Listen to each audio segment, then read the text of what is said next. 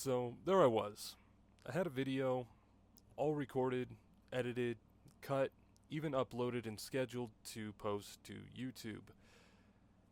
And then I did a bit more digging around online and I began to realize why I was catching so much flack on Twitter for the things that I was saying about the coronavirus. And it's not that the things that I was saying were wrong, but I failed to understand the vast amount of people that are resorting to alarmism, the vast amount of people that are overinflating the potential risks of the coronavirus and spreading misinformation, and sadly, I got lumped in with this bunch.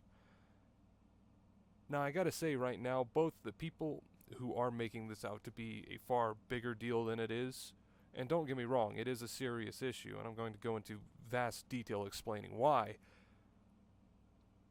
but the people who are making it out to be a world-ending catastrophe, and the people who are making it out to be like it's just another media scare like the bird flu, are both wrong. This is not just another media scare like the bird flu. There are quite a few factors that do give this the potential to be worse. Worse than the flu, and it could get pretty bad in a lot of circumstances. So, without further ado, let me get right into it. I'll start off by covering what we know.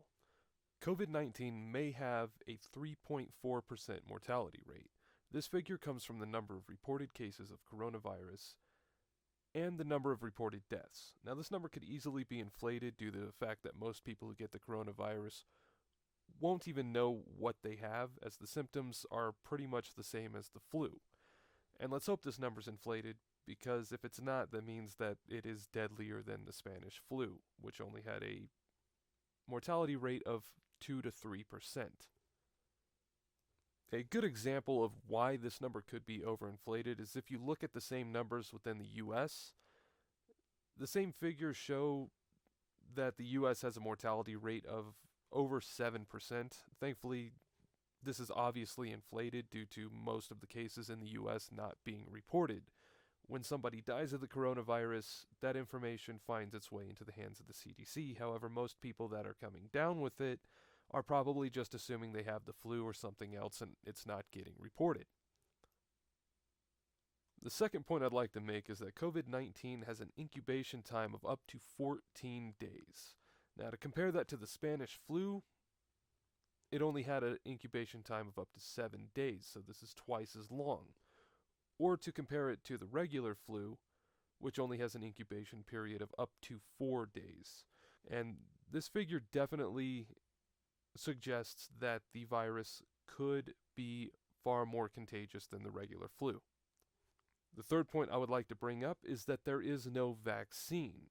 You know how your doctor is constantly telling you to get your flu shot? Well, it's even more important for the elderly and people with poor immune systems, as the flu shot gives you a defunct variant of the flu virus, so your immune system produces antibodies to combat it.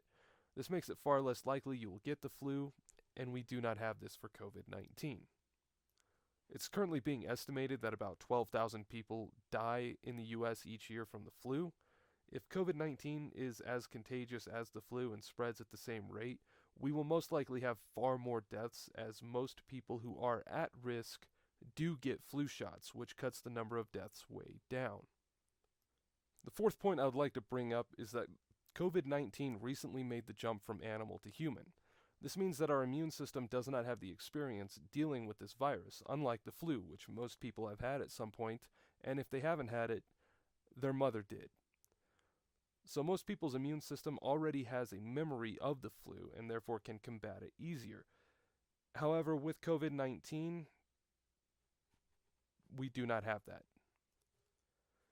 The fifth point I would like to bring up is that there are currently no recommended antivirals to use to treat COVID-19. Now, if you have a very extreme case of the flu, a patient might be given an antiviral medication which helps weaken the virus by somewhat preventing its reproduction so the immune system can finish it off. Currently, there is no recommended antiviral treatment for COVID-19, so the treatment that you're most likely to get for it is pretty much limited to supportive care, which is things like reducing the fever and keeping the patient hydrated. Now, all of this information I've shared with you has been confirmed by official sources such as the CDC and the World Health Organization, and I made sure to double check everything I said to make sure I didn't get anything wrong.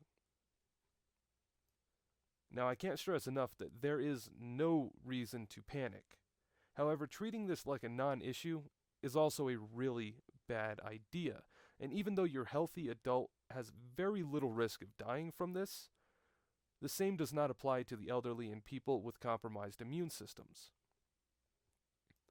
We should do everything within reason to prevent this virus from spreading because it is far more dangerous than the flu with the information that we have right now. Maybe not to you, but to your grandparents and anyone you know who has health problems. And if you get COVID-19, you could easily give it to them in the 2-week period where you aren't showing symptoms. So do the right thing and try and prevent this virus from spreading by doing some of the following. Wash your hands with hot water and soap. Make sure to disinfect anything that a lot of people have come in contact with. Doorknobs, gas pumps, toilet flush handles, shopping carts, ATM buttons, the works. If a lot of people touch it, wipe it down. And I know this last part is controversial and a lot of people are going to get pissed at me for saying it, but I'm going to say it anyways. Avoid travel to hot centers of COVID-19. With everything I've shown you so far, I hope I don't need to explain why. So, the coronavirus probably isn't going to be the end of the world. But it's definitely not just another media scare like we've had in the past. There are serious implications with what we do know about the virus right now, and the more serious we take it right now and prevent the spread of the virus, the more lives that will be saved because of it. If you found this video useful, I ask that you share it where you can to correct a lot of the disinformation that is going around, and I've seen plenty of it. I know it's out there. I also ask that you like, subscribe, and leave a comment below, as it not only helps this video get recommended more on YouTube, but it also helps my channel grow, and I'd appreciate it. And the last thing I'm going to ask of you guys is to do your own research. Knowledge is power, so get strong.